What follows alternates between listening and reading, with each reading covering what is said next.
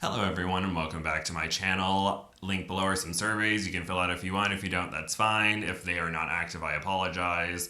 And I just wanted to give some of my thoughts on XL10 thus far. We have a few weeks before it ends. And also, Last One Standing is coming soon. A trailer has not dropped yet, but when it does, I'll probably do a trailer breakdown like I did with XL10. I would like to apologize for saying some things wrong about the trailer. I thought someone was someone else and another person was another person, and that was incorrect. But I was correct with 3 out of the 4 tap outs that happened.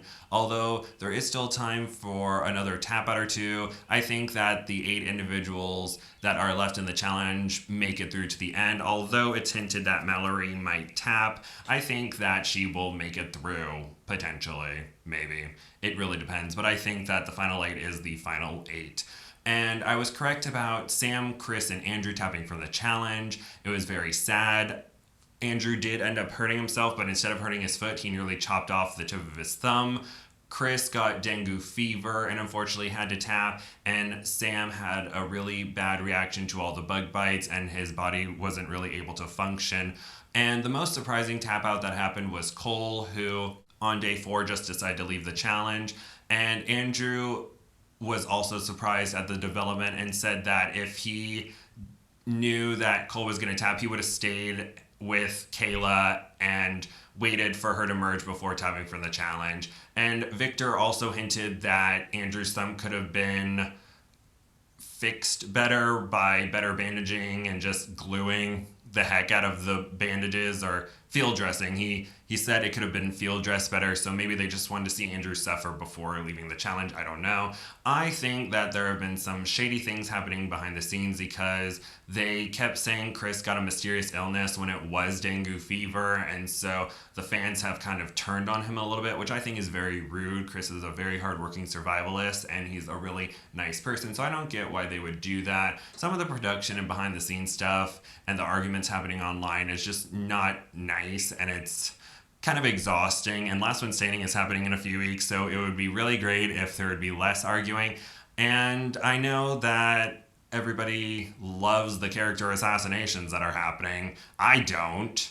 I don't like the argument. It's not great, but production is looking at the people involved in the arguments and they're like, we're going to bring those people back. So don't send hate, send support to your favorite survivalists, and shout out to Andrew, Sam, and Chris because they're awesome. Shout out to Cole for taking on this challenge. There's also been some theories online about how the survivalists don't choose when to move, production does, and it makes a lot of sense because there's a lot of equipment involved. So I'm sure production had to move a lot of equipment and then let the survivalists know, hey, you can move now. So maybe Cole wanted to move from the location that he and his group were in to another one, but production wouldn't let him because they're like, no, we can't move, we can't film you, this, that, and the other.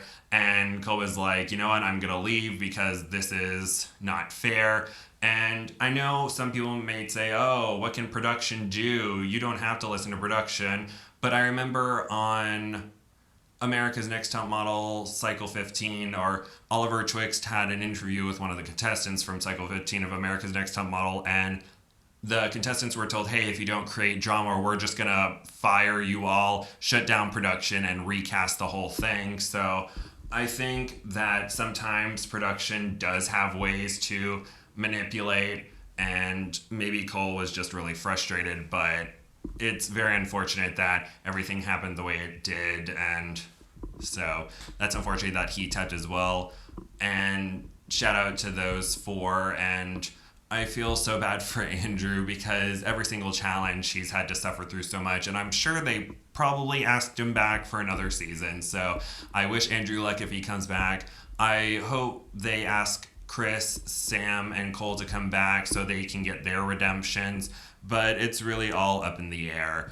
And shout out to the survivalists still in the challenge. They're doing good. I know a lot of people are complaining, oh, these aren't legends, they're just people, this is so boring. And it's very unfair because it's just like they're new, just watch the episodes. And I think one of the problems is having 2-hour episodes. I can understand for the first 3 episodes because we want more footage of Chris, Cole, Andrew, and Sam, but afterwards they seem to highlight everyone's down moments, or a few down moments, or a few people's down moments, like Tara and Lindsay. And so people are tearing them down because they're like, oh, they're so negative, while certain people aren't getting much screen time, or maybe some edits are being hidden. I just don't trust anybody anymore. Everyone's being very, oh, I know what's happening, but I'm not going to tell you what's happening, or oh, maybe this is happening, and people are falling for it. People are confused. People are arguing. It's just a lot to do with online. I feel certain individuals know how to manipulate the situation in their favor, because if people are talking about you, production is going to see the arguments and people talking. They're in the Facebook groups, they're on Reddit, they're on Instagram. They see what people are saying, and the more certain people are talked about, the more likely they'll return, because all press is good press. I can't remember the saying. So there are lots of arguments. It's exhausting. It's like that Taylor Swift song, oh, this is exhausting. Like, we are never getting back together. So I think it's a little unfair that they're highlighting a lot of people's down moments. Tara chopped their arm and is probably feeling a lot of adverse effects from that, on top of having to hike for several miles. And then Lindsay had a few down moments and everyone's attacking her for that. And it's very unfair. And I think Mallory and Shell deserve so much better, because Mallory's catching a lot of food and Shell is going to probably be the first person to make it 61 total days in, I think, 3 or 4 months, because after her 21-day challenge, she went to Excel 3 months later. And that's amazing that she will potentially get to 61 days in 5 months. And I know a lot of individuals have done 60-day challenges, but she'll get 61 days, and she'll be the fastest to do it, and no one's really talking about that. And Mallory also caught a lot of fish early on, and she and Kayla and Shell got a Cayman, and Kayla got a Cayman. I think the individuals that are getting the best edit out of this are Nathan and Kayla, and everyone else is kind of either being pushed to the side, ignored, or just hated on by the fans, and that's not fair. I don't think anyone deserves hate. I just say support the ones you like, and if people are showing who they are after the fact, then let's not engage in that. Let's just support the faves and, be happy for them. And I also felt bad for Sam, because he was trying his best to push through, but unfortunately his body just kind of shut down on him. And it's a little similar to what happened to Jamie, where Jamie was in the Amazon and he got so many bug bites that he was getting lockjaw. He was in so much pain he could barely move. And so similar things were happening to Sam. So hopefully they both can come back for like an XL or whatnot, but we shall see. And, another problem with the 2-hour episodes is that we have to see evidence that Adam has parasites.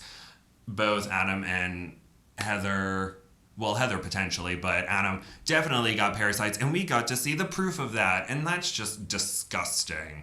I understand people are like, we want to see more, but we don't want to see that much more. Whoever okayed that, shame on you for saying that we can okay footage like that being shown. If you know, you know. I'm not going to say exactly what happened, but we got proof that Adam got parasites, and that's really annoying.